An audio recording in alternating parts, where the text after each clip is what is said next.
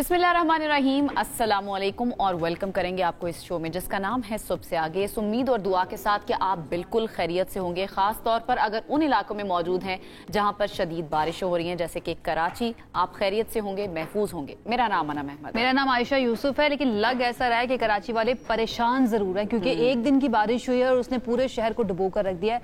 महकमा मौसमियात के तरफ से आदाद शुमार जो है ना वो अब सामने आए, जिसके मुताबिक कराची में गुज़श्ता शाम 5 बजे तक जो बारिश हुई है ना उसमें सबसे ज़्यादा बारिश हुई है गुलशन हदीद में 170 मिलीमीटर वहाँ पर बारिश रिकॉर्ड की गई और सबसे कम बारिश हुई है बैरिया टाउन में 4.8 मिलीमीटर। लेकिन वहाँ पर भी लोगों के घरों में पानी दाखिल हुआ था। अब कौन कौन से इलाके में कितनी बारिश हुई है थोड़ा सा ज़रा ये बताते हैं, and then will try to engage some political leader कि उनसे जान सके कि क्या सिचुएशन है कराची की और उन्होंने क्या काम किया। ओल्ड एयरपोर्ट की बात करें, यहाँ पर 158, किमाड़ी में 140 मिलीमीटर बारिश हुई है, जिन्ना टर्मिनल पर 152 मिलीमीटर बारिश हुई है, डिफेंस में 134, शारा फैसल पर 128 मिलीमीटर बारिश हुई है, जबकि नाज़िमाबाद की बात करें वहां पर 149 मिलीमीटर बारिश रिकॉर्ड हुई है। और इसी बारे में मजीद हमने बात भी करनी है और साथ में आपको ये भी बता दें कि मुख्तलिफ हादसात भी हुए हैं कराची में और 10 अफराद जान की बाजी हार चुके हैं और 6 जख्मी हुए हैं। इसी पर बात करने के लिए हमें ज्वाइन किया सीनियर सूबाई वजीर शर्जील इनाम मेमन साहब ने। मेमन साहब, बहुत शुक्रिया आपने वक्त दिया। सबसे पहले तो बताएं कि ओवरऑल इस वक्त कराची की सूरत हाल क्या है। अब ज़ाहिरा आप फील्ड में भी वजीर आला सिंध मुराद अली शाह के साथ मौजूद भी रहे हैं, क्या सूरत हाल आपने देखी? शुक्रिया जी। कल अनफॉर्चुनेटली एक कम स्पेल में बहुत हैवी रेन हुई जहाँ पे कुछ एरियाज में 240 मिलीमीटर बारिश रिकॉर्ड की गई, कहीं पे 150 बारिश रिकॉर्ड की गई। तो उसकी वजह से हमेशा कभी बरसात इस तरह होती थी तो 24 घंटे में रिकॉर्ड की जाती थी। ये कोई 1-1.5 घंटे का स्पेल था जिसमें बहुत बड़ा पानी का प्रेशर था। तो डेफिनेटली बहुत ज्यादा शहरियों को तकलीफ का सामना करना पड़ा, लेकिन क्योंकि नेचुरल ड्रेन भी पहले तैयार की गए थे कि नेचुरल ड्रेन के जरिए पानी का काफी आप चल, लेकिन उसके अलावा भी जो कई बाउजर्स और जो इंतजामिया है वो पूरी अलर्ट थी, जिसमें KMCs, DMCs, town, local government department, commissioner, deputy commissioner, सारे जितने भी गवर्नमेंट में लोग थे सब के सब जो है वो थे वहाँ पर और उन्होंने बैठकर पूरे इसको डी वाटरिंग के पूरे प्रोसेस को किया है। तो उसकी वजह से पानी जो है काफी जगहों पर, क्योंकि अभी भी काफी जगहों पे पानी मौजूद है, लेकिन हम वो आज फिर चांसेस भी हैं बारिश के, इसीलिए गवर्नमेंट ने जो है वो आज तातील का ऐलान किया कराची के लिए ताकि ना निकले जहाँ पे जो शर्जील मेमन साहब, जिस तरह आपने खुद भी जिक्र किया कि कई इलाकों में अभी भी पानी खड़ा हुआ है और लोगों को ज़ाहिर मुश्किलात का सामना है। लोग रात को अपने घरों में नहीं गए, अपने दफातर में स्टे किया ताकि वो सेफ रह सकें। अब जिन इलाकों में पानी अब भी मौजूद है शर्जील मेमन साहब, 12 घंटे से ज्यादा वक्त हो चुका है बारिश को थमे हुए, पानी निकाला क्यों नहीं जा सका? दो चीजें, एक दो किस्म के पानी जो है जो अभी नेचुरल ड्रेन के जरिए जाता है वो नेचुरल ड्रेन के जरिए निकाला गया है। दूसरी तरफ का जो पानी जो है वहाँ पे लो लाइन एरिया है वहाँ पे डी वाटरिंग के प्रोसेस के जरिए बाउजर्स आते हैं, बाउजर में पानी भरा जाता है, फिर उसको जाके ड्रेन करके फिर दोबारा आगे बाउजर वहाँ पे भरता है, वो निकाला गया है। ठीक है, अभी भी जो आपकी मेन आर्टरीज थी वो काफी क्लियर हो गई है, बाकी एरियाज में वहाँ पे भी डी वाटरिंग का काम चल रहा है। तो फिर शर्जील साहब, अभी जिस तरह खुद भी आपने जिक्र किया कि मजीद बारिशें भी एक्सपेक्टेड हैं और शदीद बारिशें मजीद हो सकती हैं कराची में, ये महकमा मौसमियात बता रहा है। अब निमटने के लिए क्या इंतजामात मजीद किए गए हैं? देखिए, अगर बारिशें स्लो स्पेल के साथ होंगी ना तो इजी होगा मैनेज करना, लेकिन खुदा ना खास्ता कोई क्लाउड बर्स्ट या छोटे स्पेल में बहुत बड़ा हैवी शावर होता तो वो फिर वक्ती चैलेंज है। ठीक है, वो डेफिनेटली उसके लिए तो इंतजार करना पड़ेगा और सिर्फ दुआ ही हम कर सकते हैं कि इस तरह से बारिश हो कि बहुत ज़्यादा नुकसान ना हो। लेकिन शर्जील मेमन साहब, this is not the first time कि बारिश हुई हो तो कराची की सिचुएशन इस तरह की हो गई है। हम देखते ही आ रहे हैं पिछली 1-2 दिहाइयों से कि ऐसी ही सिचुएशन होती है जब भी बारिश होती है, चाहे कम भी बारिश हो। What do you think, Peoples Party की गवर्नमेंट है पिछले 2-3 टेन्योर से, क्या ऐसे इकदाम किए गए हैं? क्योंकि प्रेडिक्शन तो पहले भी मौजूद थी, फोकास्ट पहले भी मौजूद थी कि ज़्यादा बारिश हो सकती है, निमटने के लिए प्रिएम्प्टिव मेजर्स कोई किए गए थे हुकूमत की जानिब से? बिल्कुल मेजर्स थे, तभी ये पानी जो है टाइमली काफी। थोड़ा सा बताएंगे कौन से प्रिएम्प्टिव मेजर्स किए गए थे? जी असल में चीज होती है आपके नेचुरल ड्रेन। हमेशा हमारे नेचुरल ड्रेन में जो है वो लोग कचरा फेंकते हैं, नेचुरल ड्रेन में लोग दर्द फेंकते हैं, تو گورنمنٹ نے جو سب سے پہلا کام کرنا ہوتا ہے کسی بھی مانسون کے سیزن میں، آپ نے نیچرل ڈرینس کی ڈی سلٹنگ کرنی ہوتی ہے. وہ گورنمنٹ نے جتنے بھی آپ لوگ دیکھیں گے پانی کا فلو کہیں رکا ہوا نہیں تھا.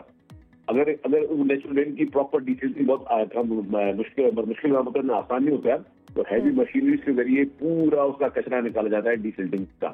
اگر ڈی سلٹنگ نہ کرتے تو یہ پانی ابھی تک نہیں نکلتا. مطلب ابھی تک آپ مین چاہ رہے ہیں ساری چوک ہوتی، لیکن وہ ڈی سلٹنگ پہلے کے ایم سی نے اور انتظامیہ نے ٹھیک ہے، بالکل ہم سمجھتے ہیں. اور یہ کراچی کے جو بڑے نالے ہیں ان کا کچرا نکالنا ایک ڈیلیما بن چکا ہے. ڈیفینیٹلی اس کے اوپر پچھلی گورنمنٹس بھی بات کرتے. آپ کو لگتا ہے یہ کافی ہے، کافی تھا اتنے اقدامات کرنا کراچی کے لیے؟ اب مجھے کنٹینیو کرنا چاہیے. سیکنڈ یہ ڈرینس پہ انکروچمنٹ بھی ہیں. انکروچمنٹ میں کافی ایسے میڈیا ہاؤسز ہیں جو کہ نیچرل ڈرینس کے اوپر بنے ہوئے ہیں. یہ ایک اور چیلنج تھا. پھر ان کو بھی کافی ہم نے انکروچمنٹ ختم کرائی. پھر آپ کو تیسرا چیلنج بتا دوں آپ کو، جب یہ ساری چیزیں بتا دی تو گورنمنٹ نے کیا کرنا ہوتا ہے، اپنے آپ کو اکوپ کرنا ہوتا ہے. اس کو ویل اکوپ کرنے کے لیے گورنمنٹ کی پوری انتظامیہ، ہاؤزر، مشینری ساری سڑکوں پہ تھی. ابھی تک بھی اپنے آپ سڑکوں میں مشین رہے. تو یہی ہوتا ہے، مطلب اگر آپ کو پتا ہے کہ رین ہونی ہے تو آپ رین کو روک نہیں سکتے. آپ نے اپنے میجرز لینے کہ اگر یہ پڑ گئے تو اس کے بعد کیا کر رہے ہیں، اس کے بعد کے لیے کوئی سرپرائز نہ ہو، کوئی پینک نہ ہو. یس وی ول سچویشن ہوگی، اس سچویشن میں ہم نے کرنا ہے کیا ہے، اس سچویشن کے لیے گورنمنٹ پوری تیار تھی اور ابھی بھی تیار ہے. اچھا شرجیل میمن صاحب، کئی علاقوں میں اب انٹرنیٹ بھی نہیں ہے اور بجلی کا نظام بھی ظاہر ہے کافی متاثر ہوا ہوا ہے. یہ والے مسائل کب تک حل ہو جائیں گے؟ لوگوں کو انٹرنیٹ نہ ہونے سے کمیونیکیشن میں مشکلات کا سامنا ہو رہا ہے. You are absolutely right. اس میں بھی دو چیزیں. اس میں سارا ایشو ہے مین کے الیکٹرک کا. اب کے الیکٹرک کے بعد دو چیزیں تھی. ایک تو وہ جگہیں تھی جہاں پہ نیچرلی فالٹ پر انہوں نے اپنی بجلی بند ڈیفینیٹلی کی ہوگی. دوسری جگہ پہ کیا انہوں نے جان بوجھ کے کی جہاں پہ خدشہ تھا کہیں کرنٹ شرنٹ کا کوئی ایشو ہو. تو ڈیفینیٹلی تو اور کل اموات بھی ہوئی ہیں، 10 تک اموات ہوئی ہے. تو یہ ساری چیزیں دیکھ کر چیزیں ہوئی ہیں. لیکن ڈیفینیٹلی کے الیکٹرک کو چاہیے کہ وہ ان انٹرپٹڈ واٹر اپنا الیکٹرک سپلائی جو ہے وہ لوگوں کو دے تاکہ لوگوں کو مشکلات نہ ہو، نہ انٹرنیٹ کی نہ بجلی کی. ٹھیک ہے شرجیل میمن صاحب، آپ نے وہ اینٹی انکروچمنٹ کی بات کی کہ انکروچمنٹس بہت زیادہ ہیں اور کچھ میڈیا ہاؤسز کی بھی آپ بات کر رہے تھے. تو میں تو کہتی ہوں کہ جتنی بھی، چاہے وہ میڈیا ہاؤس ہے یا کوئی بھی ادارہ ہے یا کوئی بھی ایک عام شخص بھی انکروچمنٹ کر کے بیٹھا ہے، ان کے خلاف کارروائی ہونی چاہیے. یہ بہت زیادہ ضروری ہے. لیکن انکروچمنٹ ہونا، نالوں کی صفائی نہ ہونا، یا آپ کہہ رہے ہیں کہ نالوں کی صفائی کر دی گئی تھی، آپ کو لگتا ہے یہ کافی ہے؟ کیونکہ یہاں پر پانی کے بہاؤ کا بھی مسئلہ ہوتا ہے. جو سڑکیں ہیں وہ ٹھیک نہیں ہیں، ٹوٹی پھوٹی ہیں، وہاں پر پانی جمع ہو جاتا ہے. ابھی ہم کورنگی کازوے دکھا رہے تھے، وہاں پر پانی کا فلو اس طرح کا ہوتا ہے کہ ذرا سی بھی بارش ہو تو پانی جمع ہو جاتا ہے. آپ کو نہیں لگتا کہ اس کے اوپر لانگر رن کے لیے کام کیا جانا چاہیے تاکہ فیوچر میں اس طرح کی سچویشن نہ ہو؟ بالکل صحیح کہہ رہی ہے. کورنگی کازوے ایک چیلنج تھا. کورنگی کازوے پہ بہت ریپڈلی کام ہو رہا ہے. اگر آپ آج اپنا کیمرہ مین بھیج دیں دیکھیں کہ کتنی ہیوی مشینری لگی ہوئی ہے. وہ سڑکوں پر ہیں، وہ سڑکوں پر بتا بھی رہے ہیں جو کام ہو رہا ہے، جو اچھے کام ہو رہے ہیں وہ بتا بھی رہے ہیں ہمارے رپورٹرز. ڈیفینیٹلی جی کنٹینیو کیجیے گا. جی تو وہ کورنگی کازوے پہ کام ہو رہا ہے جہاں یہ چیلنجز تھے. جہاں میں نے ڈی سلٹنگ کی بات کی، ڈی سلٹنگ بہت بڑا چیلنج تھا ہمارے پاس. اس کے بعد صرف کی کرنی پڑتی ہے. لوگ جو ہے سیویج ایشوز ہے نا، لوگ کچرا اپنے نالوں میں پھینک کے آتے ہیں. لوگ اگر کسی نے اپنی مکان گرانا ہے یا کوئی چیز انہوں نے ڈیمالش کرنی تو اس کی جو پورا اس کا ملبہ ہوتا ہے وہ جا کے لوگ ادھر جا کے پھینک کے جاتے ہیں. تو یہ مطلب یہ جوائنٹ ایفرٹ ہے، لیکن گورنمنٹ کی انیشیل ریسپانسبلٹی، گورنمنٹ کی جو کہ گورنمنٹ کوشش کر رہی ہے نبھانے کی پوری.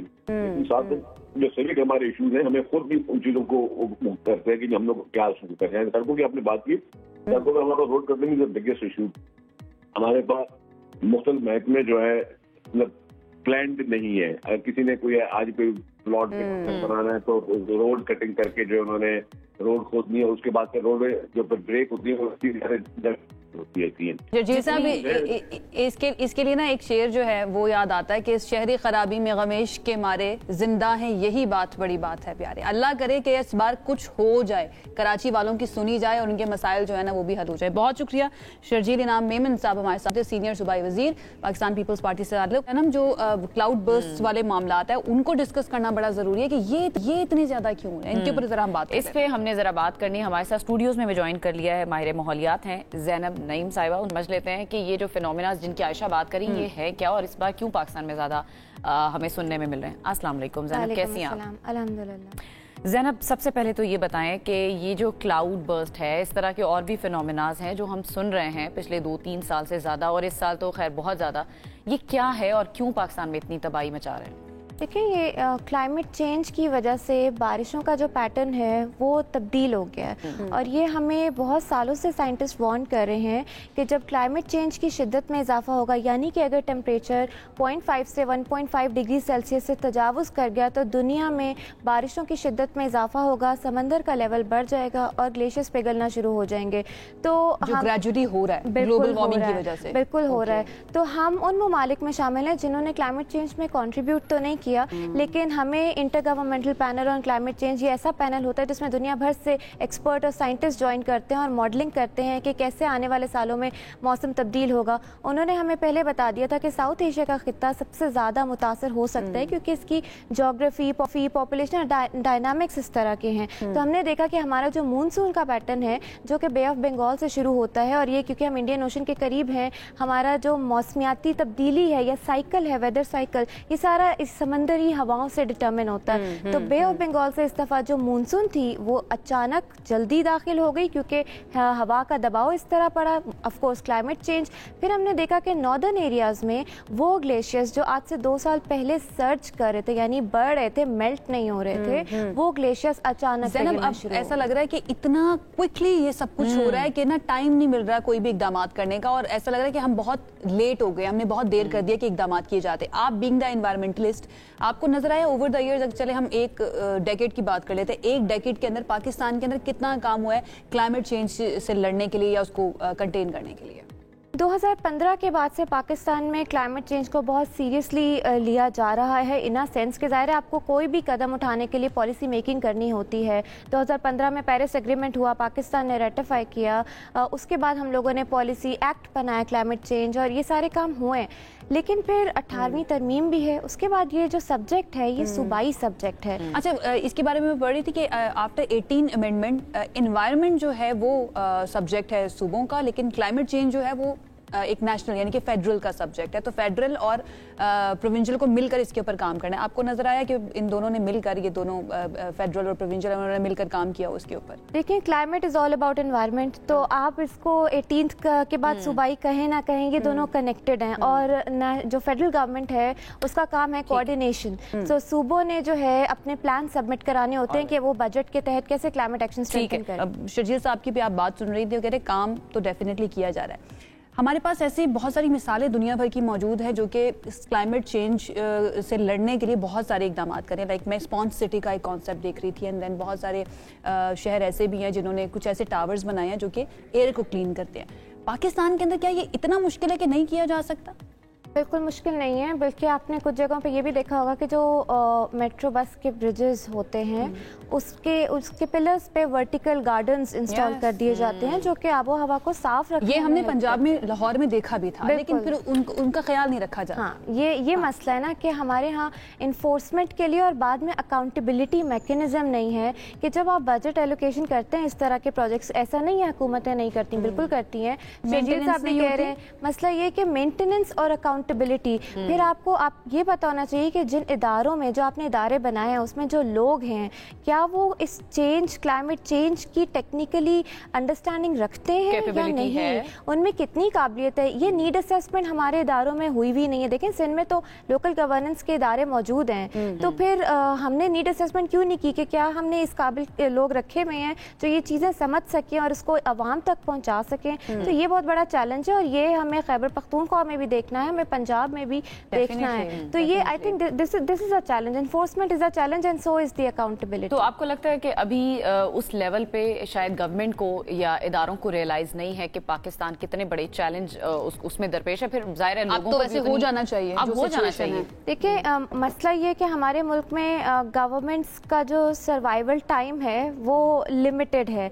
जब हम अच्छा काम करने लगते हैं तो गवर्नमेंट्स नहीं आ जाती हैं। सो पिछला काम भी पेंडिंग ट्रेंडिंग पे रह जाता है. I am sorry but this is something as a Pakistani हम क्या देख जाना रहे हैं. चाहिए ज़ैनब एनवायरनमेंट को बेहतर बनाने के लिए और इन सारे चैलेंजेस से निपटने के लिए पाकिस्तान को फौरी तौर पर क्या स्टेप्स लेने चाहिए? फौरी तौर पे एक तो जो आप कह रही हैं स्पॉन्ज सिटीज़ का कॉन्सेप्ट, अब हमें पता है कि फ्लड्स का ट्रेंड जो है वो दरियाई सैलाब नहीं है, अब अर्बन फ्लडिंग है. तो हमें देखना है कि जो हमारी हाउसिंग सोसाइटीज़ हैं उनके ड्रेनेज प्लान्स किधर हैं, और जो नई हाउसिंग सोसाइटीज़ जिनको हम एनओसीज इशू कर रहे हैं किस बेसिस पे इशू हो रहे हैं, उनके वेस्ट मैनेजमेंट प्लान्स है कि नहीं. कराची में सबसे बड़ा मसला ये, और अभी आलूदगी से जो लोगों में बीमारियां फैलनी है, दैट्स अनदर डिजास्टर. और अंडरग्राउंड वाटर टैंकर्स जो हैं लोग अपने घरों के नीचे अपने गार्डन्स के अंदर इंस्टॉल कर रहे हैं. ये बहुत कुछ किया जा रहा है लोग, और सिर्फ गवर्नमेंट्स नहीं, लोग अपने तौर पर भी ये कर रहे हैं, एंड गवर्नमेंट उनको इनकरेज कर रही है ये सब. बिल्कुल, और जो हमारा ऐसा ही है, और जो इंफ्रास्ट्रक्चर है, देखिए एक डिजाइन होता है घर का भी कि शदीद गर्मी पड़ती है तो घरों को ठंडा रखने का क्या तरीकेकार होता है. बिल्डिंग कोड्स की इन्फोर्समेंट होनी चाहिए. अब आप पेंट्स इस तरह के आ गए, ग्रे पेंट आप करेंगे तो वो हीट को एब्जॉर्ब करता है, व्हाइट पेंट करते हैं वो रिफ्लेक्ट करते हैं. तो ये आगाही होती है जो आप आवाम को देते हैं. स्पॉन्ज सिटीज का कॉन्सेप्ट बहुत अच्छा है, हमने उसमें एक इंटरवेंशन की है. गवर्नमेंट, पंजाब गवर्नमेंट ने पार्क्स एंड हॉर्टिकल्चर अथॉरिटी बना के उन्होंने ये जो मियावाकी फॉरेस्ट हैं इनको बहुत अच्छे से वो कर रहे हैं, ग्रीन स्पेसेस एनहांस कर रहे हैं. मेरे ख्याल से शहरों के गिर्द उन शहरों में खासतौर पे जो हॉटस्पॉट एरियाज हैं, चाहे वो केपी में, सिंध में या पंजाब या फेडरल में, वहाँ पे ज्यादा से ज्यादा urban forestry we need to spend on R&D, research and development, and then अगर उस पर नहीं भी करना तो दुनिया भर में मिसालें मौजूद हैं, उन्हीं को फॉलो करके उन मॉडल्स को लेकर हम जो है ना नुकसान से बच सकते हैं. ज़ैनब बहुत शुक्रिया आपका, बहुत अच्छे से आपने एक्सप्लेन किया सारी सिचुएशन को. अगेन हमें ब्रेक की तरफ जाना है, लेकिन ब्रेक पर जाने से पहले सिर्फ यही कि अल्लाह करे इस मर्तबा, क्योंकि वसाइल जो है ना वो दीगर ममालिक के पास भी समटाइम्स ऐसा होता है कि पूरे नहीं होते हैं, लेकिन आपकी नीयत जो है ना वो होना बहुत ज़्यादा ज़रूरी है, और जब आप नीयत करते हैं तो चीज़ें जो हैं वो होती चली जाती हैं. एक ब्रेक की तरफ जाते हैं, ब्रेक से वापस आएंगे तो कुछ मज़ीद बात करेंगे, साथ रहिए. ब्रेक के बाद आपको कहेंगे खुशामदीद. शहर कायद की हम बात करें जहां पर जो बारिश हुई है, एक दिन की बारिश ने पूरे शहर को डबो दिया है. महकमे मौसमियात ने जो अदाद-ओ-शुमार जारी किए हैं उसके मुताबिक कराची में गुज़श्ता शाम 5 बजे तक होने वाली बारिश में सबसे ज़्यादा जो इलाका मुतासिर हुआ है वो है गुलशन हदीद, और यहाँ पर 170 मिलीमीटर तक बारिश सबसे ज़्यादा यहीं पे हुई है. यहीं पर सबसे ज़्यादा बारिश हुई है, और तबाही भी ज़ाहिर 10 अफराद मेरे ख्याल से बताया जा रहा है जो जाँ बहक हुए हैं पूरे शहर में, जो हादसा हुए हैं. सबसे कम बारिश कहा जा रहा है कि जो बहरिया टाउन है कराची में वहां पर हुई है, लेकिन वहां पर भी मैं कुछ ऐसी देख रही थी, वैसे बारिश हुई 4.8 मिलीमीटर, लेकिन वहां पर भी लोगों के घरों के अंदर पानी गया है, चला गया है.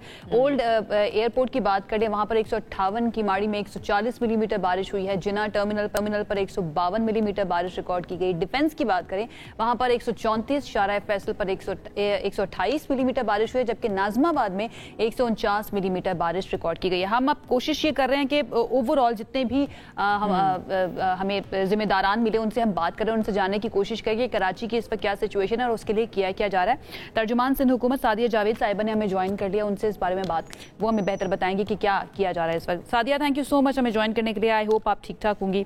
सबसे पहले ओवरऑल आप ये बताना चाहें कि क्या सिचुएशन है आपके पास बताने के लिए कराची की, और सिंध गवर्नमेंट ने सबसे पहला काम क्या किया है इस सिचुएशन को कर्टेल करने के लिए? Thank you very much.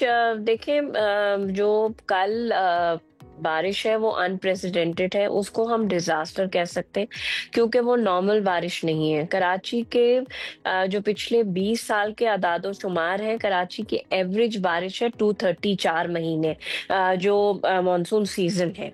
अब जो कल बारिश हुई है वो ऑलमोस्ट 200 के करीब टच कर रहा है, जो बहुत कम टाइम में, like for 2 hours it was raining मूसलाधार जिसको हम कहते हैं, नॉन स्टॉप, जिसकी वजह से कराची अर्बन फ्लडिंग की तरफ गया, क्योंकि कराची का जो ड्रेनेज सिस्टम है उसकी कैपेसिटी है 40 मिलीमीटर, और बारिश जो है उससे कहीं ज्यादा जो है वो रिपोर्ट हुई. लेकिन जैसे ही बारिश रुकी, सिंध हुकूमत, कराची KMC, कराची के मेयर, बाकी जितने इमरजेंसी के इदारे थे, वाटर बोर्ड और इसके अलावा PDMA, वो सब एक्टिव हो गए और उन्होंने काम शुरू किया. और इस वक्त मैं ये बात कहूंगी, मैं ये बिल्कुल नहीं कह रही कि अगर इसको लोग कहें कि नहीं जी यहाँ पानी खड़ा वहाँ पानी, लेकिन कराची की जो मेन आर्टरीज हैं उनको बहाल करने में हम रात में कामयाब हो गए थे. 12 बजे के बाद شہر کی تمام جو پہلی ہماری ترجیح تھی کہ تمام جو اہم شاہراہیں ہیں وہ کھل جائیں تو وہ کھل گئی ہیں. باقی اس وقت ڈی واٹرنگ کا عمل شہر میں مختلف مقامات پر جہاں جہاں پانی کھڑا ہے وہ جاری. ڈی واٹرنگ کا عمل جاری ہے لیکن مزید بارشوں کی پیش گوئی بھی کی گئی ہے. سعدیہ آپ سے میں بات کرتی ہوں لیکن ایک بریک کی طرف ہمیں جانا ہے. بریک سے واپس آئیں گے تو یہیں سے کنٹینیو کی گفتگو کو. سعدیہ جاوید ہمارے ساتھ موجود ہے, ترجمان سندھ حکومت, ہمارے ساتھ رہیے. بریک کے بعد آپ کو کہیں گے خوش آمدید. کراچی کے حوالے سے صورتحال ساری ہم نے آپ کو بتائی کہ کس طرح سے کون سے علاقے زیادہ متاثر ہوئے ہیں, کراچی کی اوور آل سچویشن کیا ہے وہ آپ کو بتائی. ابھی بنیر کی تھوڑی سی بات کر لیتے ہیں. بنیر بھی سب سے زیادہ کے پی میں متاثر ہونے والے علاقوں میں شامل ہے جہاں پر 280 افراد حالیہ بارشوں میں جان کی بازی ہار چکے ہیں. وہاں پر اس وقت کیا صورتحال ہے یہ جان لیتے ہیں. ہمارے نمائندے انور زیب ہمیں جوائن کریں. انور بتائیے ذرا. اس وقت میں تحصیل چغرزی کے جبگئی گاؤں میں موجود ہوں. جمعے کے دن آنے والے سیلاب نے یہاں پر بھی تباہی مچائی ہے اور یہاں پر ایک پورا جو گھر ہے وہ سیلاب یہاں سے بہا کے لے کے گئے ہیں. اس گھر کا جو سربراہ ہے دوران زیب وہ اس سانحے میں بچ گئے ہیں. ان کے مطابق بارش تیز ہوئی تو انہوں نے آس پاس کے جتنے بھی ان کے خاندان کے لوگ تھے ان کو یہاں پر جس جگہ پہ میں کھڑا ہوں یہاں پر اکٹھا کیا کیونکہ یہاں پر جو گھر تھا وہ سب سے زیادہ محفوظ سمجھا جاتا تھا.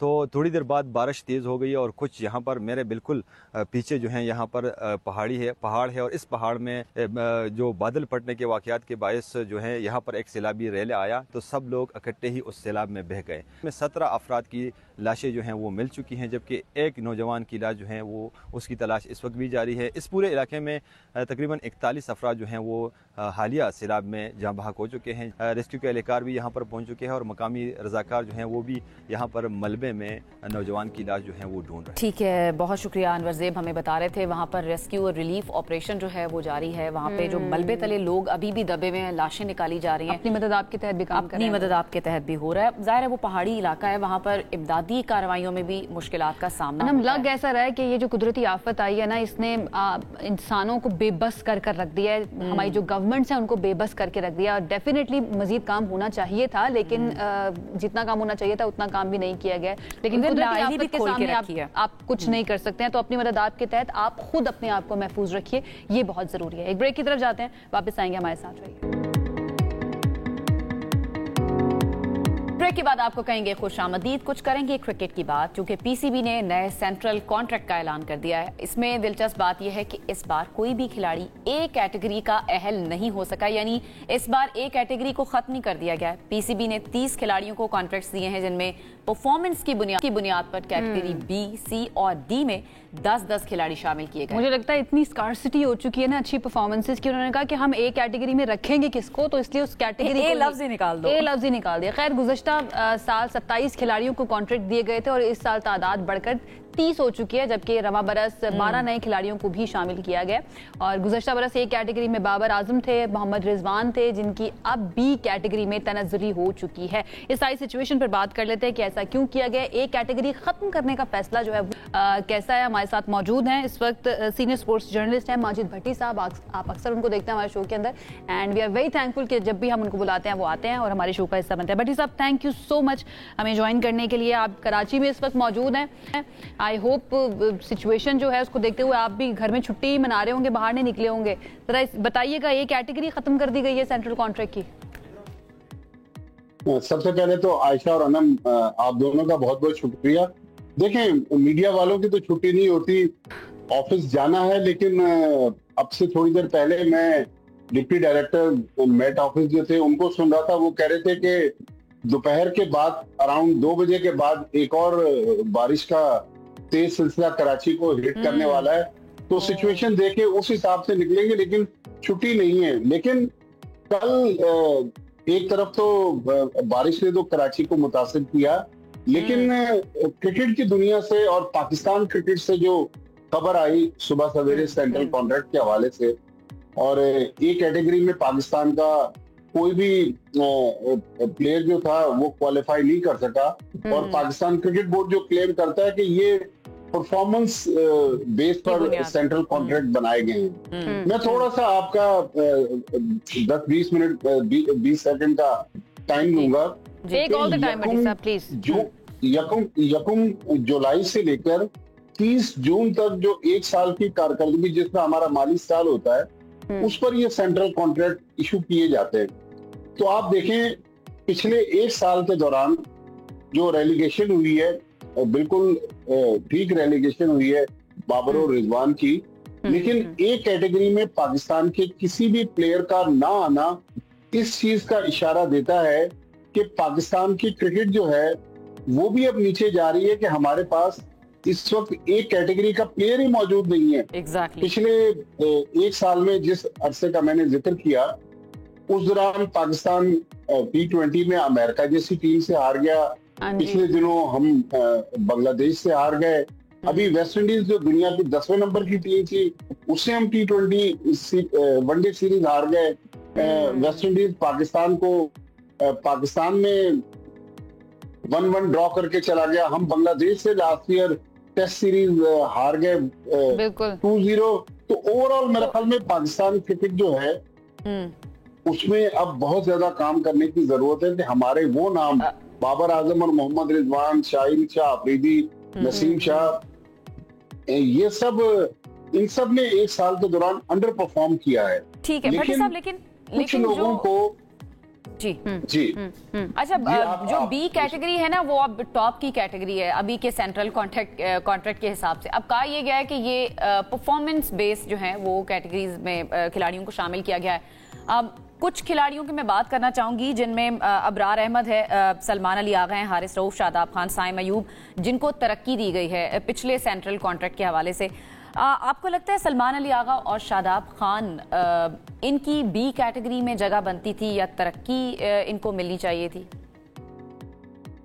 मेरा ख्याल में अगर आदाद शुमार देख लें, सलमान अली आगा को तो शायद इसलिए थोड़ा सा पाकिस्तान क्रिकेट बोर्ड ने उनको प्रमोट किया है कि वो T20 के कप्तान है और उनकी कप्तानी में पाकिस्तान कुछ मैचेस जीत भी रहा है। हौसला अफजाई के लिए किया गया उनकी, मेरा ख्याल में। अब आप देखें ना, पाकिस्तान की जो टेस्ट कप्तान हैं शान मसूद, वो बी से सीधा डी कैटेगरी में जो लास्ट कैटेगरी थी वहां चले गए हैं।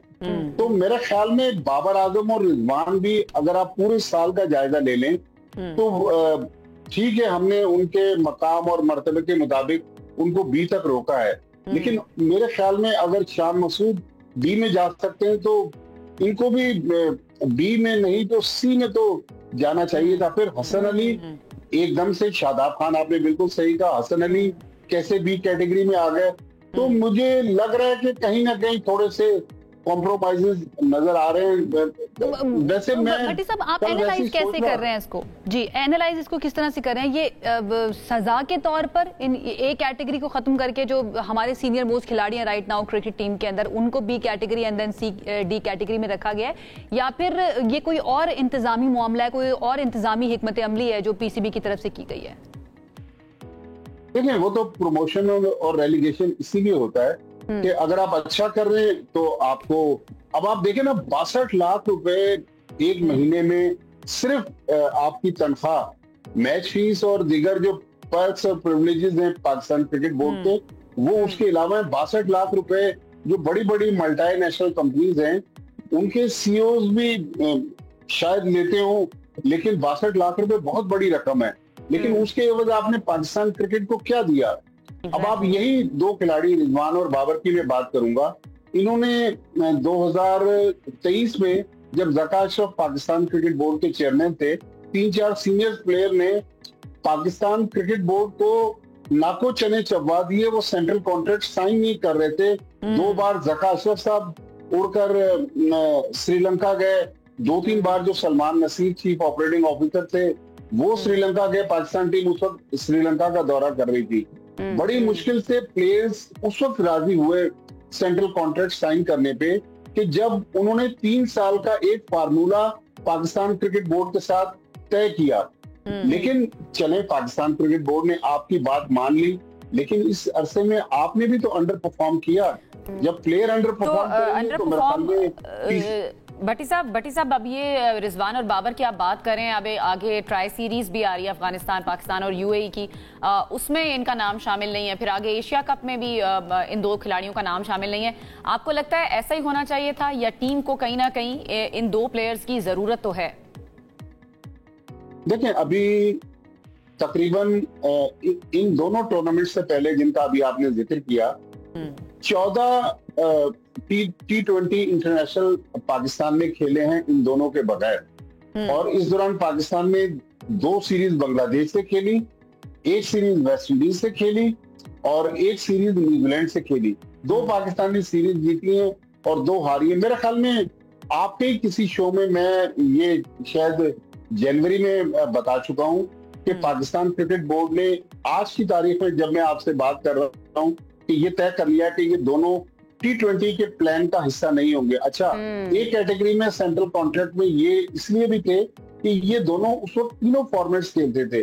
अब ये तीनों फॉर्मेट्स नहीं खेलते, बल्कि ये बदकिस्मती कह लें कि इस करंट ये जो 30 प्लेयर्स की लॉट है जिनको कल सेंट्रल कॉन्ट्रैक्ट अनाउंस हुआ है, इनमें से शायद ही कोई ऐसा प्लेयर हो, शायद साइम अय्यूब को आप कह सकती हैं या सलमान अली आगा को, उनकी भी परफॉर्मेंस ऊपर नीचे रह रही है। तो तीनों फॉर्मेट्स में कोई भी नहीं खेलता, तो लिहाजा जब अच्छा आपने बिल्कुल ऐसी बिल्कुल सही बात कर रहे हैं, अच्छी बात कर रहे हैं। 62 लाख का आपने जिक्र किया। मुझे लगता है कि हमारी कौम जो है वो इस तरह की है कि अपने हीरोज को आगे बढ़ता हुआ देखकर या फिर उनको अगर कॉम्पनसेट किया जा रहा है उनकी परफॉर्मेंस के मुताबिक तो खुशी होती है। तो 62 क्या इससे भी ज्यादा होती है। अगर ये परफॉर्म कर रहे होते तो इतना मसला नहीं होता। वंस अगेन मेरा जो एयरिंग है वो गिर गया।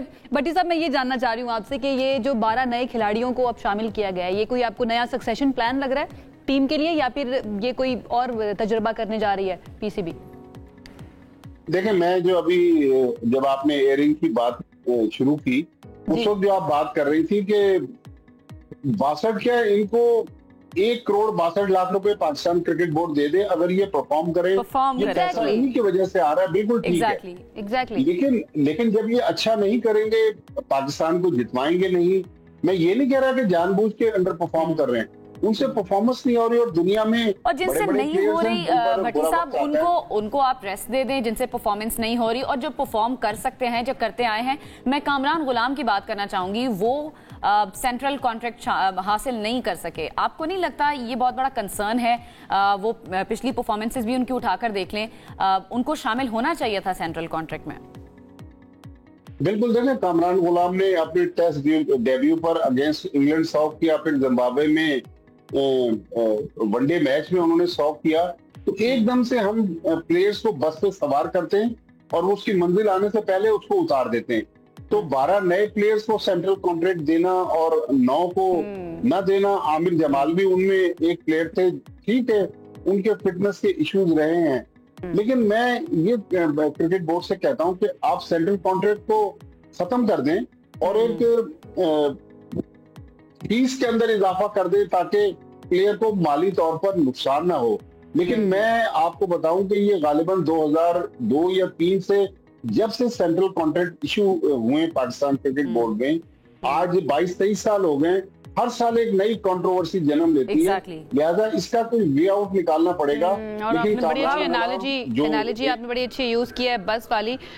भट्टी साहब, बहुत शुक्रिया आपका। हमारे साथ माजिद भट्टी साहब मौजूद है। अपना ख्याल रखें, कराची में रहते हुए कर ही लीजिए, आज ना जाइए ऑफिस। प्रेडिक्शन भी अब हो गई है महकमा मौसमियत की तरफ से कि दोपहर में दोबारा से बारिश हो सकती है। आई होप तमाम कराची वाले और भट्टी साहब समेत तब सबके सब महफूज रहें और इतनी ज्यादा बारिश ना हो जितना ज्यादा प्रेडिक्ट किया जा रहा है। एक ब्रेक की तरफ हमें जाना है जी। ब्रेक से जब हम वापस आएंगे तो कुछ मजीद बात करेंगे। We are coming right back up.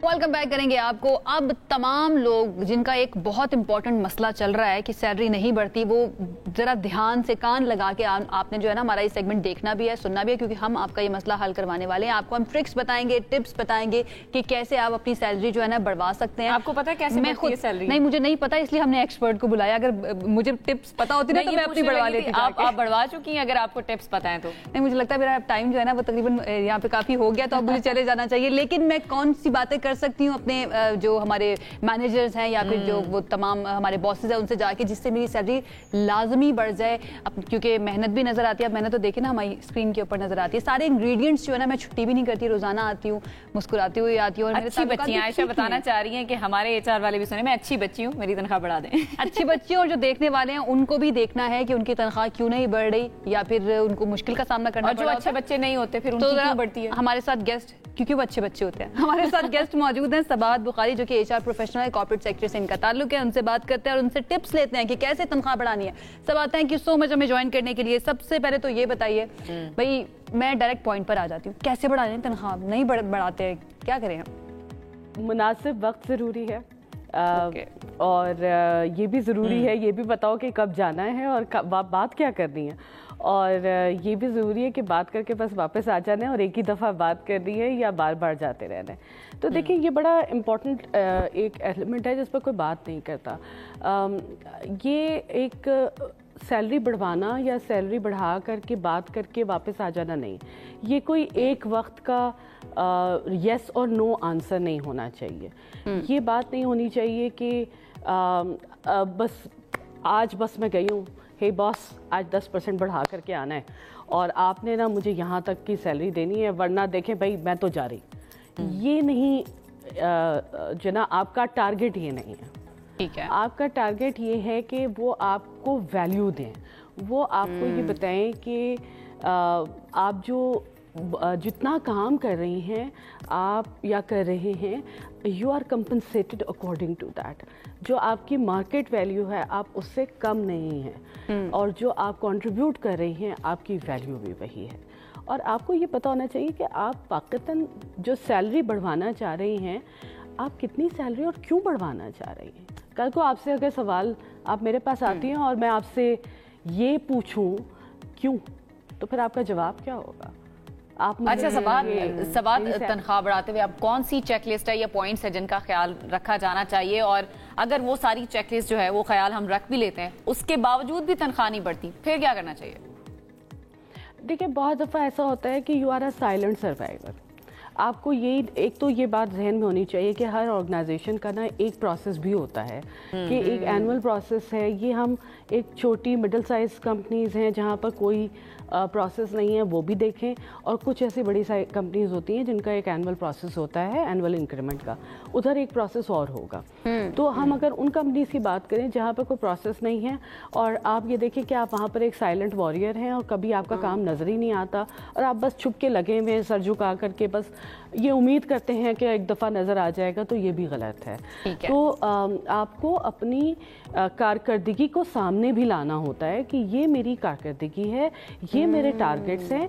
ना सिर्फ ये कि मैं ये टारगेट अपने कंप्लीट करता या करती हूँ, बल्कि मैं I go beyond the calling of the job as well, and these are the contribution I do, and वक्तन पर वक्तन याद दिलाते रहें कि दिस इज माई कंट्रीब्यूशन। अच्छा, कॉन्क्रीट ये नहीं कि राइट, आपके पॉइंट्स बहुत अच्छे हैं सबाहत, और मैं दिमाग के अंदर नोट भी करती जा रही हूँ जो पॉइंट्स आप बता रही हैं। लेकिन एक चीज़ होती है, मुझे ऐसा लगता है कि जब आप बॉसेस के पास जाकर आप ये वाली बात करते हैं तो उनको बुरा लगता है, लेकिन आप यू बीइंग द एचआर, क्या वाकई में दूसरों के साथ कंपैरिजन नहीं करना चाहिए अगर आप जा रहे हैं अपनी तनख्वाह बढ़ाने के लिए, या फिर अगर कर भी ले थोड़ा बहुत तो इतना मसला नहीं है? हाँ, तो ये तो वो वाले हैं ना जिसको मैं हमेशा कहती हूँ, no, these are the don't dos of the salary conversation, कि कभी भी आपने ये बात नहीं करनी कि जी फलां तो इतना ले रहा है तो मैं, these are the don't do, never dos of the salary conversation के फलां इतना ले रहा है या फलां पोजीशन पे तो आप ये दे रहे हैं। जैसे ये वो बैड टाइमिंग है कि जैसे कोई सैलरी का इश्तिहार आया या कंपनी में जॉब का इश्तिहार आया तो आप फ़ौरन पहुंच गए, देखें आपने तो मुझे कहा था तुम हमारे पास पैसे नहीं हैं और आपने इतनी महंगी जॉब का इश्तिहार दे दिया। ठीक है, ये वो बैड टाइमिंग या बैड कॉन्वर्सेशन जो आपने सैलरी के बारे में कभी बात नहीं करनी। हमेशा आपने अपने करियर टारगेट के बारे में बात करनी है, करियर टारगेट की बात करनी है और दूसरों से कंपैरिजन नहीं करना है। वो अपने एक्सपीरियंसेस भी बता रही है जो उनके पास लेकर। अच्छा, मैंने खुद देखा कई लोगों को जाके कह रहे होते हैं भाई उसकी तो इतनी आपने बढ़ा दी, मेरी क्यों नहीं बढ़ाई। अच्छा, तो पता पे पैरिटी का भी कॉन्सेप्ट है इंटरनेशनली, मैं उसके बारे में भी जरा पूछ लेते हैं। जो बैरूनी मुल्क अगर हम देखें सबाहत, जाते हैं इंटरनेशनली और ग्लोबली, पे पैरिटी का कॉन्सेप्ट है, एंड देन वहाँ पर जाकर इसको देखा भी जाता है, इसको कंसीडर किया जाता है। अगर मैं जाकर ये कहूँ कि मेरे साथ काम करने वाला शख्स जो है, मेरा कोलीग या मेरी कोलीग जो है, हम एक जैसा काम कर रहे हैं, हमारी परफॉर्मेंस एक जैसी है, बट उसकी सैलरी ज़्यादा और मेरी सैलरी कम है, तो पाकिस्तान में मुझे ऐसा लगता है कि इसका कल्चर कम है और उसको अच्छा समझा भी नहीं जाता, बट मुझे लगता है कि पे पैरिटी का कॉन्सेप्ट होना चाहिए यहाँ पर भी। What do you think? देखिए, ग्लोबली भी और वैसे भी गुड प्रैक्टिसेस में भी पे पैरिटी का मकसद ये होता है कि एक रेंज ऑफ सैलरीज होती है। दो लोग जो कि एक ही पोजीशन पर काम कर रहे हैं, एक ही जैसा काम कर रहे हैं, ज़रूरी नहीं है कि उन दोनों की सैलरी भी एक जैसी हो, क्योंकि सैलरी का ताल्लुक, कॉम्पनसेशन का ताल्लुक आपकी कॉम्पिटेंसी से भी होता है। कि ज़रूरी नहीं है कि आप एक ही तरह की जॉब पर एक ही तरह का कंट्रीब्यूशन भी कर रहे हो, क्योंकि दो लोग दो मुख्तलिफ टैलेंट हैं और वो दोनों का कंट्रीब्यूशन बहुत मुख्तलिफ एक दूसरे से होगा, तो उनके टैलेंट के हिसाब से भी सैलरी होती है। तो आप एक जैसा जो है वो बिल्कुल एक जैसा बिल्कुल आप कह रही हैं कि टैलेंट के हिसाब से सैलरी जो है वो डिसाइड होती है, लेकिन समटाइम्स ऐसा होता है सबाहत के हम सैलरी बढ़वाने के लिए कुछ लोग जाते हैं और वो कहते हैं कि जी हमें फ़ौरन से सैलरी रेज जो है वो चाहिए, लेकिन अगर बॉस आपको कह दे नहीं जी 5 माह 6 माह या 1 साल तक आप वेट कर लें हो जाएगा, या फिर आपको कह दें कि बोनस वगैरह की कोई ऑफ़र कर दें, तो फिर उस टाइम पे क्या करना चाहिए मुलाजमीन को? देखिए, ये बात जहन में रखिए कि कभी भी ऐसा नहीं होगा कि आप कहें कि जी ये मुझे चाहिए और वो उसी वक्त ही हाँ आपको कह दें। This doesn't happen in the real world, ये नहीं होता। तो ये एक्सपेक्टेशन रख के नहीं जाना चाहिए कि मैं कहूँगी और वो कहेंगे हाँ भाई ठीक है कल से तुम्हारा इतना हो जाएगा। It doesn't happen. अगर हमारे घरों में भी नहीं होता, हमारे पास जो हमारी हाउस हेल्प है वो आती है कि बाजी कल से हमें जना वो 1000 रुपये बढ़ा दे, तो हम भी नहीं बढ़ाएंगे। ये फैक्ट ऑफ लाइफ है। हाँ, अगर वो आपसे ये कहते हैं कि आप ये एडिशनल रिस्पॉन्सिबिलिटी दो और उसको जो है वो तुम दिखाओगे तो फिर होगा, तो हमेशा उस एडिशनल रिस्पॉन्सिबिलिटी को अपने टाइटल में ज़रूर ऐड करवाइए। आप उनसे बात कीजिए कि हाँ बिल्कुल मैं ये मेरे लिए एक अच्छी अपॉर्चुनिटी है, ये बहुत अच्छा होगा कि अगर ये मुझे इसको आप मेरे टाइटल में भी ऐड कर दीजिए, ताकि मुझे इसको आगे अपने साथ जो है वो फॉर्मलाइज करने में लॉन्ग रन अच्छा रहे। क्योंकि ये फिर कभी कभी इस तरह से भी होता है कि ये आप करते हैं और फिर आपको इसमें नेगेटिव एक्सपीरियंस मिलते हैं लोगों को, क्योंकि वो बाद में होता है, वो बाद में उनके पास जाते हैं और बॉस के पास रोना रोते हैं कि देखिए मैंने तो ये भी किया था, मैंने तो ये भी किया था, और वो बाद में it turned out to be a negative experience के होता नहीं है।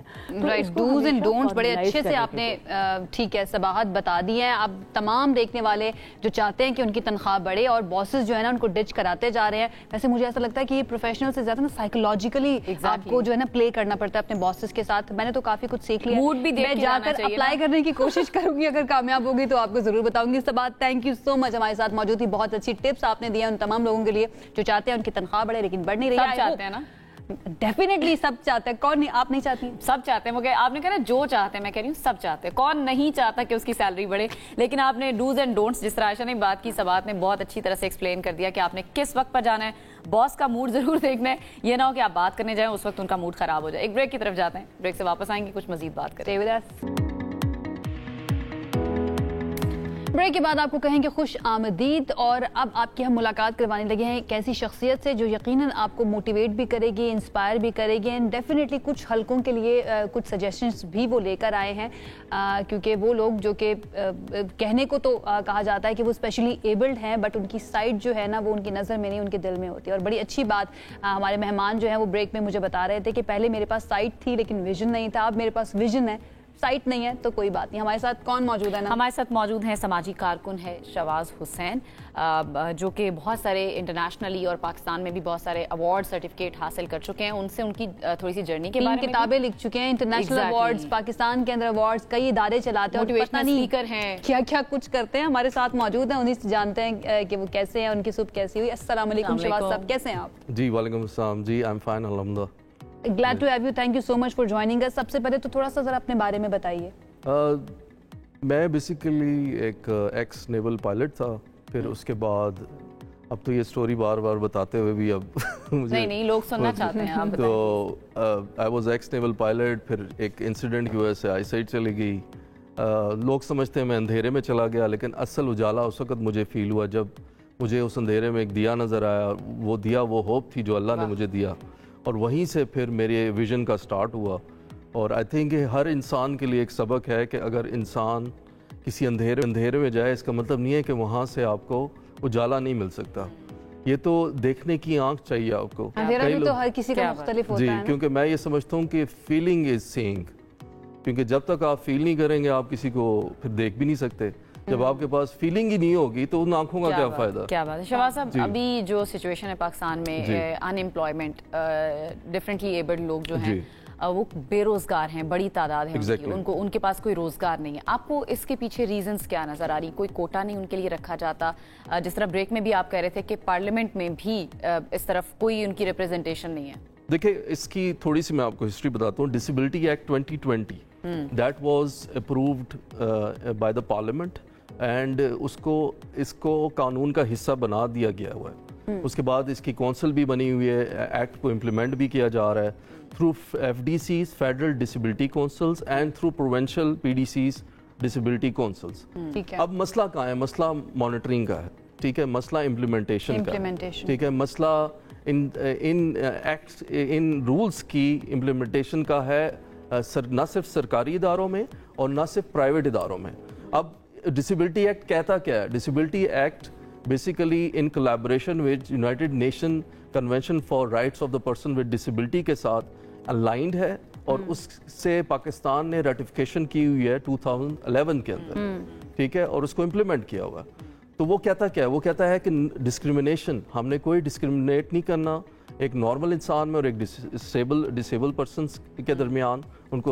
ان کو ایکول اپرچونٹیز دینی ہے, پھر اس کے ساتھ ساتھ ان کو ایکسیسیبل انوائرمنٹ دینا ہے, پھر اس کے ساتھ ساتھ ان کو امپلائمنٹ کے اندر بھی کوئی ڈسکریمنیشن نہیں, equal opportunities at equal level.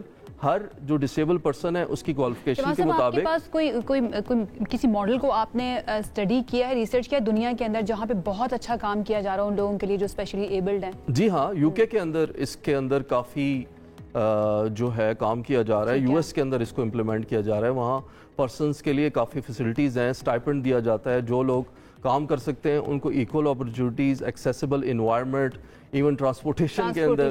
میں آپ کو اگزامپل دیتا ہوں, میں US میں گیا تھا تو وہاں پہ مجھے پرائیورٹی دی جاتی تھی, نہ صرف پارکنگ کے اندر, ریسٹورنٹس میں مجھے, چونکہ میں ویژولی امپیئرڈ ہوں, مجھے ایک بریل کا مینیو دیا جاتا تھا, ایک وائس اوور کا مینیو دیا جاتا تھا, اور وہاں پہ مجھے اسسٹنس دی جاتی تھی, نہ صرف ٹیکنالوجی کے تھرو پلس ہر طرح کی کیئر دی جاتی تھی. اچھا شہباز, ہمارے پاس وقت کیونکہ کم ہے, میں چاہوں گی جن آپ ریکمنڈیشنز کی بات کر رہے تھے ان کو آپ جلدی سے ذرا بتا دیجیے تاکہ سننے والوں تک پہنچ جائے. جی دیکھیں, میں فرسٹ ٹائم ان پاکستان ایک ریکمنڈیشن لے کے آیا ہوں. یہ ایسی ریکمنڈیشن ہے کہ یہ پورے پاکستان کے جو 2.5 کروڑ سے زیادہ ڈسیبل لوگ ہیں ان کے مسائل کو یہ ختم کر دے گا. ٹھیک ہے. Number 1 recommendation is the reserve seats in the parliament for the disabled person. So that include the Senate 5 seats, that include the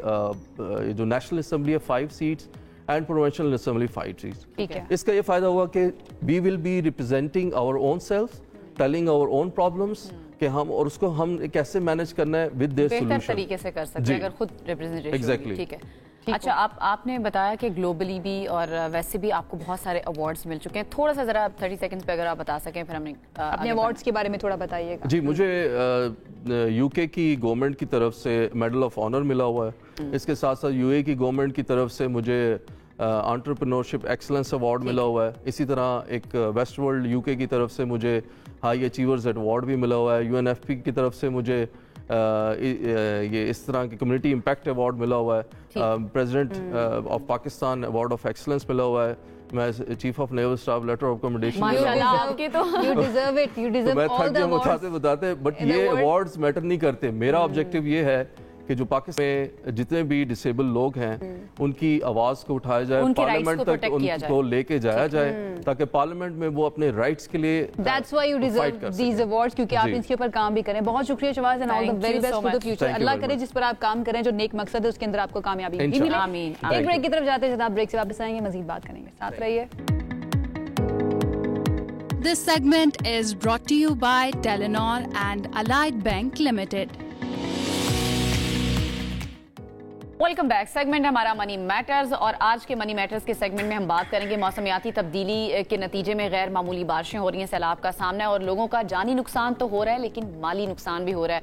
आप और हम फुटेज में देख रहे होते हैं कि किस तरह से गाड़ियां जो हैं वो तिनकों की तरह बह रही हैं। बहुत सारे रिक्शे, मोटरसाइकिल्स और जो भी व्हीकल्स हैं लोगों की, उसका काफ़ी नुकसान हो रहा है। लेकिन सवाल ये है कि क्या इन गाड़ियों की इंश्योरेंस हुई भी होती है? जो नंबर हमारे सामने आया है, बहुत ज़्यादा तादाद उन लोगों की है जिनकी गाड़ियों की, रिक्शों की या बाइक्स की इंश्योरेंस ही नहीं होती, ना होने के बराबर, ना होने के बराबर। अच्छा, अगर हम दुनिया से कंपैरिजन करें ना, जितनी भी वेस्टर्न वर्ल्ड है या फिर तरक्की याफ्ता ममालिक, वहां पर ये होता है कि जब तक आप इंश्योरेंस लेकर नहीं आएंगे आप गाड़ी खरीद ही नहीं सकते। पाकिस्तान में ऐसा कोई चक्कर ही नहीं है। सिचुएशन क्या है और कितनी वर्स्ट है? हमारे साथ फरहान बुखारी साहब मौजूद हैं, उनसे बात करते हैं इस बारे में। अस्सलाम वालेकुम फरहान साहब। जी अस्सलाम वालेकुम। जी बिल्कुल नहीं करवानी, हम लोगों ने इंश्योरेंस भी नहीं करवानी है। इंश्योरेंस के हवाले से एक दिलचस्प बात, कल कराची में चूंकि बड़ी तबाही हो रही थी, मैंने किसी से पूछा कि भाई जो माली नुकसानात हैं और इंश्योरेंस का करना था, तो पूछा कि कोई चोरी वरी का, तो उसने कहा कि नहीं, आज की तारीख में तो ठीक है, कोई मोटरसाइकिल गाड़ी कैसे चोरी होगी, क्योंकि चोर भी पानी में उसे कहाँ लेके जाएंगे। तो ये एक पहल अनफॉर्चुनेट, इंटरेस्टिंग भी है, अनफॉर्चुनेट भी है, लेकिन ये स्टैट्स जो है ना, ये बहुत ही कंसर्निंग भी हैं। इंश्योरेंस होनी क्यों जरूरी है, पहले तो हम इसके ऊपर बात कर लेते हैं एंड देन स्टैट्स के ऊपर आते हैं। ये इसलिए ज़रूरी है क्योंकि अगर आप किसी का नुकसान कर दें और आप ये कहें कि जी आपकी जेब में पैसे नहीं हैं, तो आपके पीछे एक लीगल कवर होना चाहिए। और पुराने वक्तों में तो हम लड़के नहीं खत्म कर सकते मामला, वो होता तो यही है ना। तो लड़ाई का हो रहा है ना जी, अब तो लड़ाई का हो रहा है। और अब तो अगर कोई ये भी पूछ ले टक्कर के बाद कि भाई आपके पास लाइसेंस है कि नहीं, तो वो कहता है कौन सा लाइसेंस आपके पास, आपको क्या है, आपको पुलिस वाले के लाइसेंस, आपके पास क्या अथॉरिटी है पूछने की? हाँ बिल्कुल, ये तो आम रोजमर्रा की जिंदगी में हम ये देख रहे हैं। लेकिन आज से 40-50 साल पहले जब पाकिस्तान में एडमिनिस्ट्रेशन, हुकूमत ज्यादा फाल थी, तो 3 डॉक्यूमेंट्स फौरन डिमांड किए जाते थे: लाइसेंस, ओनरशिप डॉक्यूमेंट यानी रजिस्ट्रेशन, और तीसरा इंश्योरेंस। ये चीज़ें मैंडेटरी थी।